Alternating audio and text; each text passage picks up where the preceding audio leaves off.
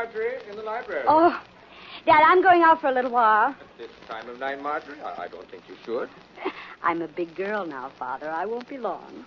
All right. But you go to bed. You're not as young as you used to be. No, I'll wait up for you. All right, if it'll make you any happier. And don't be too late, dear, please. No, I'm just going down to the village center. Well, don't have too many ice cream sodas. I promise. Okay, lady, just stand still. Keep your yap shut, lady. This gun in my hand will go off.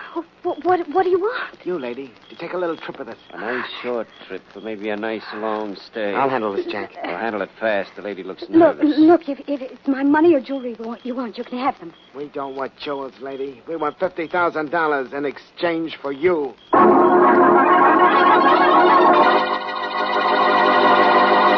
And now meet Dick Calmer as Boston Blackie. Enemy to those who make him an enemy. Friend to those who have no friend.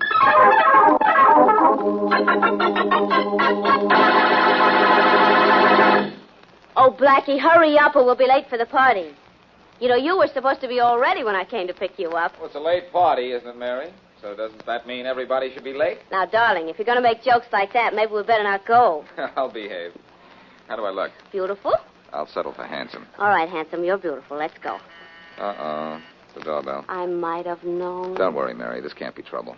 Come in. You shouldn't have said that. This Boston Blackie's apartment. Yes, and he's just sleeping. With me. I'd like to speak to you for just a minute. Well, that's about all the time I have right now. You see, This we is were very just... serious, Blackie. I'm Harry Condon, John White's son-in-law. Is that very serious? It's not serious enough to make us late for that party, darling. Well, can't this wait till morning, Condon, whatever it is? No, it can't. My father-in-law found a note about an hour ago. My wife has been kidnapped. I need your help, and quick. Oh. Sit down, Condon.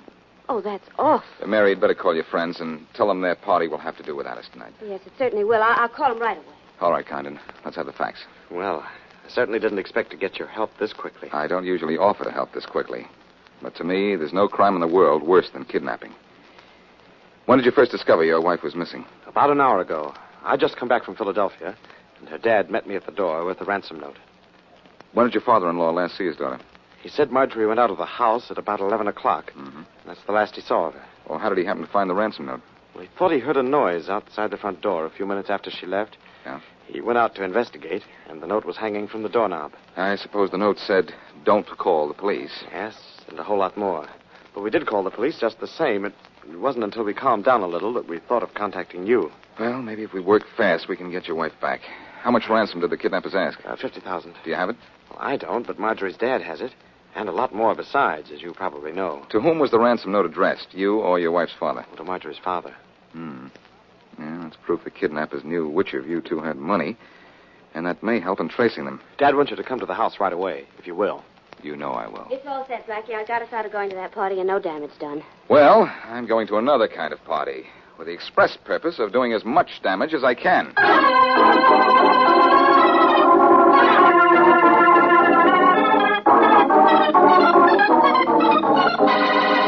I can't let you go through with your plans, Inspector Faraday.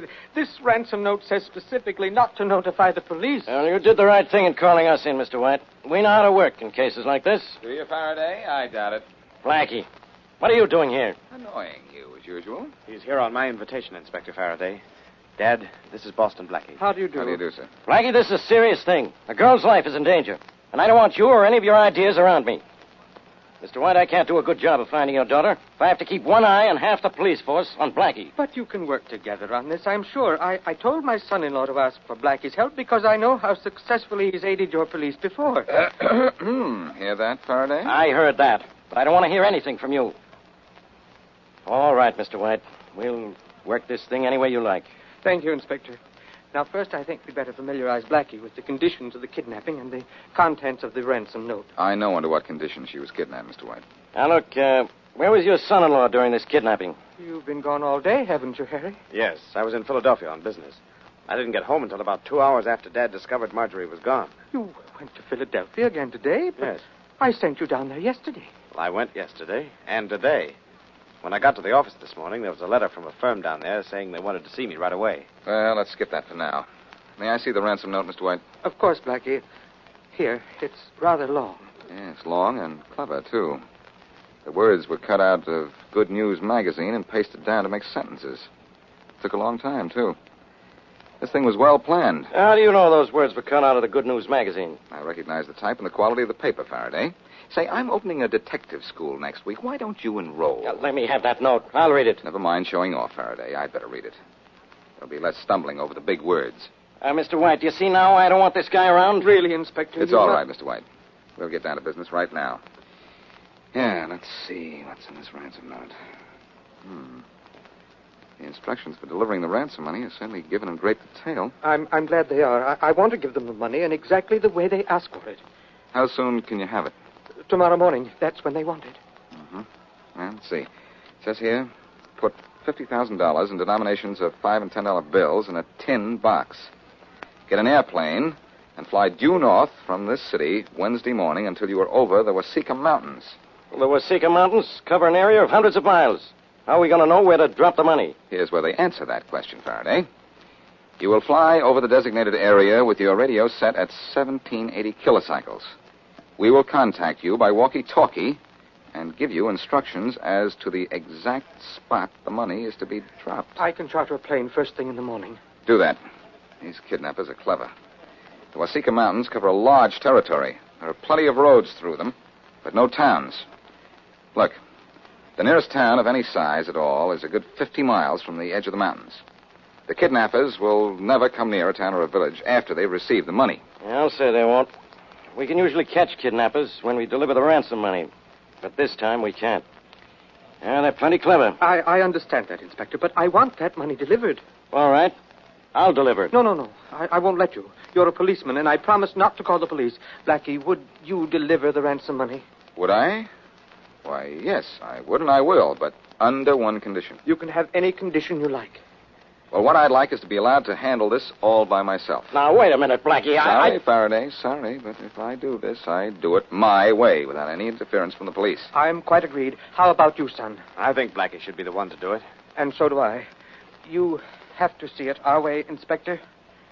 Well, I guess I do with that. All right, Blackie, it's all yours. But I'm going to put you under a time limit. That's all right with me, Faraday. You're under one yourself. If you don't have the girl back in 2 days, or rather 2 weeks, the FBI takes over from you. I suppose you'll find a girl in 2 days. 2 days, Faraday? I don't know. This is something I've always wanted to do, work on a case without having you to worry about. There's no telling how fast I'll work. We have to work fast. What time do you want the money? Get the money, charter a plane for me, and I'll leave the airport at 9:30 tomorrow morning.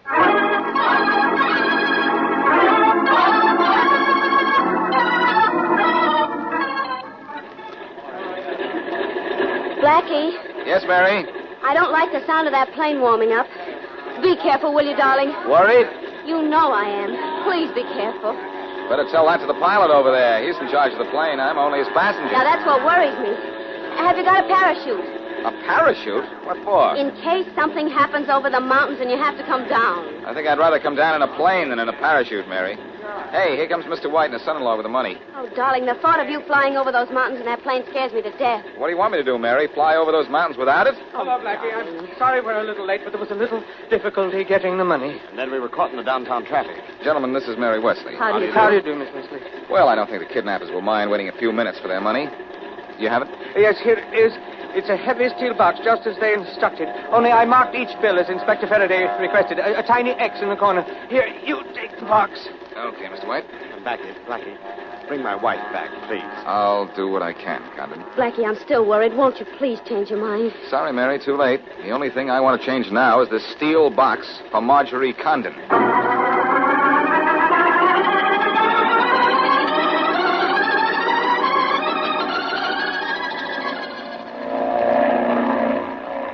Say, pilot, how far from the city are we now? About 100 miles, Blackie. Those are the Wasika Mountains down below us now, aren't they? Mostly the foothills. Foothills, huh? Oh, yeah, I see the higher mountains up ahead. Sure a slick place to wait for ransom money. Why, it'd take an army of police to block off all the ways out. I think the kidnappers had that in mind. Your radio tuned to the frequency they wanted? Yep. 1780 kilocycles. Good. How soon do you think we'll hear from them? Few miles, maybe. A walkie-talkie doesn't have a terrific range. Have that box of money ready? All set. I saw you looking in it. Does $50,000 look like a lot of money? In 5s and 10s, it sure does. Hello, airplane. Hello? Can you hear me? Can you hear me? Over. There's our contact, Blackie. Good. I'll take the talk back now. Sure. Here. Hello? Airplane? Hello? Can you hear me? Can you hear me? Over. Yes, we can hear you. Over. We can see you. Head due north 1 mile. Due north 1 mile. Over. How are we heading, Johnny? North-northeast at the moment. I'll head due north right away. Hello. We'll head due north. Then what? Over. Straight ahead of you, there's a high peak. A high peak. Fly directly over it. In the valley, on the other side, you'll see a large white square on the ground. Fly at 500 feet. Drop the money near the square, then scram. Over. All right, I'll do it. But when do you return the girl? Over. After we get the money. You're crossing over the mountain now. Do you see the white square? The white square. Over. I see it, Blackie. We see it. Here comes your money. Just open the window on the side of the cowling and drop it.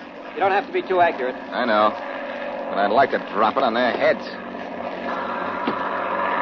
There it goes. Nice going, buddy. The box is falling pretty close to the square. Thanks for the package. You're welcome, pal. Just let's call it a present for the present.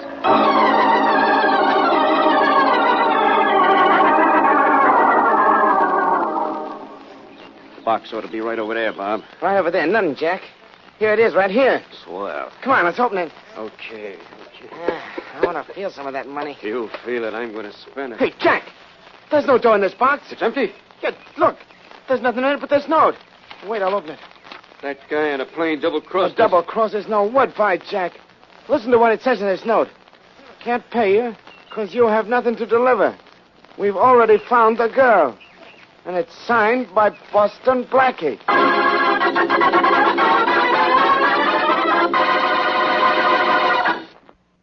And now back to Boston Blackie.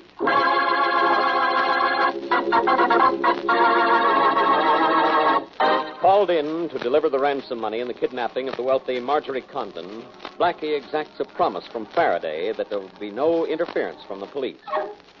Working alone, Blackie follows the kidnapper's instructions, but instead of delivering the money to the designated mountain country, Blackie delivers only a note saying he has already found the girl. As we return to our story, the two kidnappers wait in a phone booth in a small country village for a report on a phone call they've made to the city. Bob, how did Blackie find out where we were hiding the girl? I don't think he did find it, Jack. I think he was just bluffing to keep us from getting the dough. Well, what should he care? It isn't his dough. Only old man White's. Look, we'll know in a minute. Maybe this is our call getting through, huh? I hope so. Hello? Is this the party calling City 77610? Yeah? Is your party, sir? Go ahead. Hello? Oh, Jim? Yeah, this is Jim. Who's this? Bob. Jim, is everything okay? Sure, everything's okay. What about you? You get the dough? You still have the Condon dame? Sure, she's sitting right here. So Blackie's note was a gag, huh? Jim, lock up the joint good and tight. And don't let anybody in except us. We're coming back. Hey, what is this all about? We'll tell you when we get in. See you in a couple of hours. We've been crossed up. And I'm going to cross out a couple of people just to get even.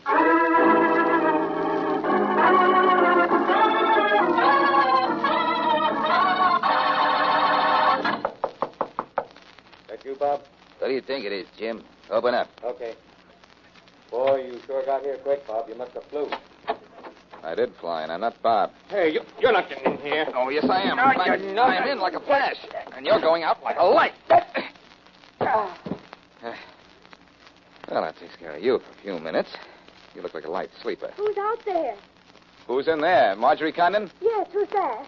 Don't be afraid to come out, Mrs. Condon. I'm on your team. I can't come out. I'm locked in. Well, I can take care of that without any trouble. Are you from the police? Far from them, Mrs. Condon. I'm Boston Blackie.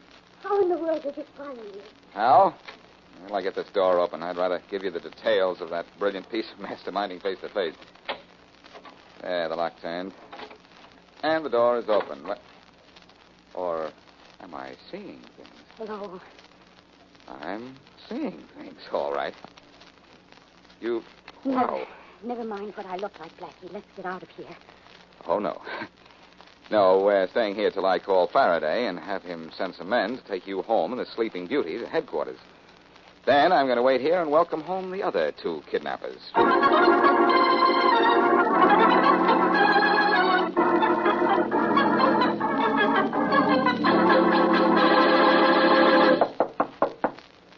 is it? It's us, Jim. Jack and Bob. Open up. Good thing, Bob. Look, you don't have to hide behind the door when you open it for us. We ain't cops. What's the matter with you, Jim? You got knives? All right. Stand where you are, both of you. Hey, Bob. Yeah, Jim. I got a hunch it's Boston Blackie. You should play your hunches on the nose, Bob. You're right. Where's the girl? At home. Well, where's Jim? In jail, and in a few minutes, you're going to be keeping him company.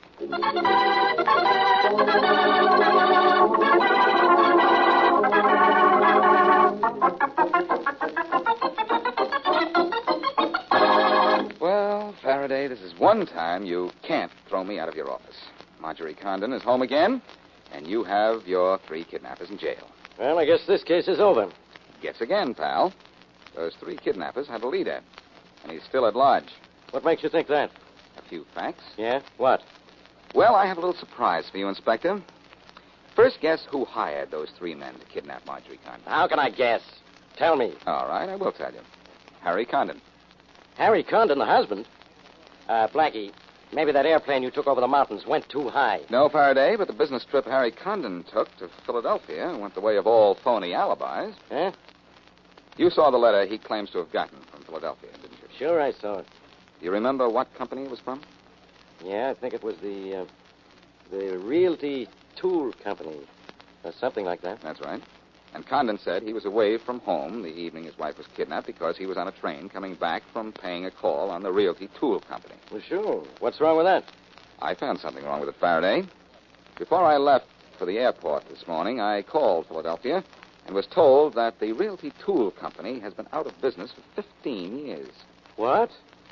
Faraday, Condon faked that letter and mailed it to himself from Philadelphia the day before the kidnapping as an alibi for not being around when he planned to have his wife picked up.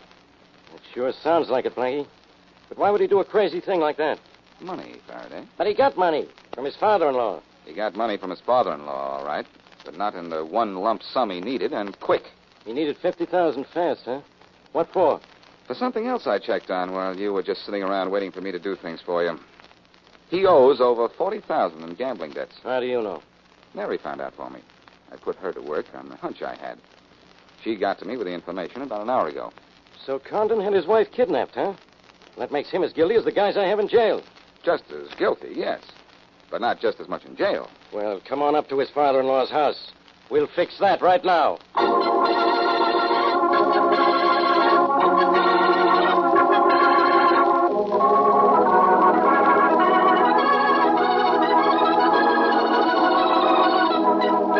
Thanks, Blackie. Thanks for getting my daughter back. It was a pleasure, Mr. White. And I want to thank you for your part, too, Inspector Faraday. My part isn't over yet, Condon. And this is going to be a pleasure for me. Condon, you're under arrest. What do you mean? My son-in-law is under arrest, Inspector. For what? For complicity in the kidnapping of his wife. Well, I hope you're trying to be funny, Inspector. Why, this is ridiculous. It's more than that. It's a lie. A lie, Condon? That business trip you said you took to Philadelphia. That's the lie around here. What do you mean, Inspector? I mean, that letter he got from the Realty Tool Company was a phony. There's no such firm. Now, don't play innocent with me, Condon. I know you faked that letter. And I know a whole lot more about you, too.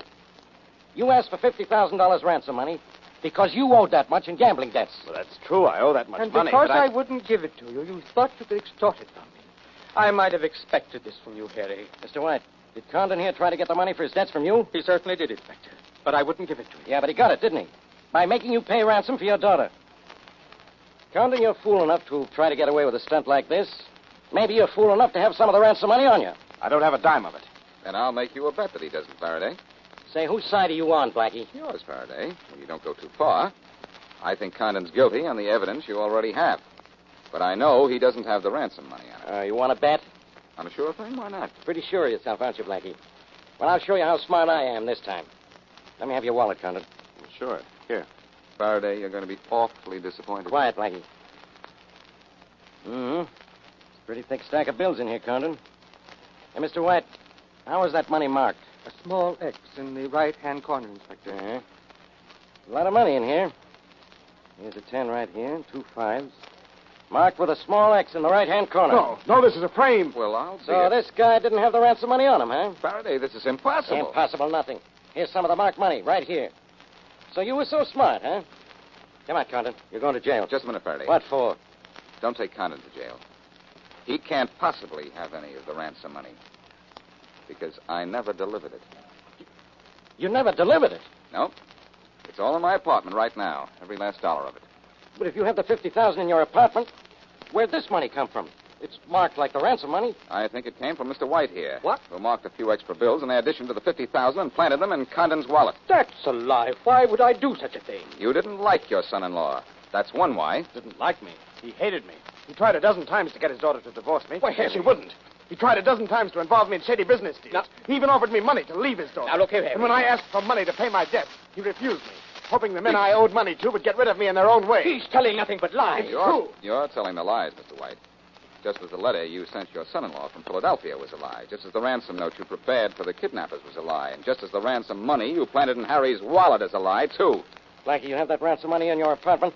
Yes, All of it? every cent. All right, Mr. White. You're under arrest. No. Yes, Mr. White. And too bad, too. Your trick was to convict your son with marked money, but my trick made you a marked man.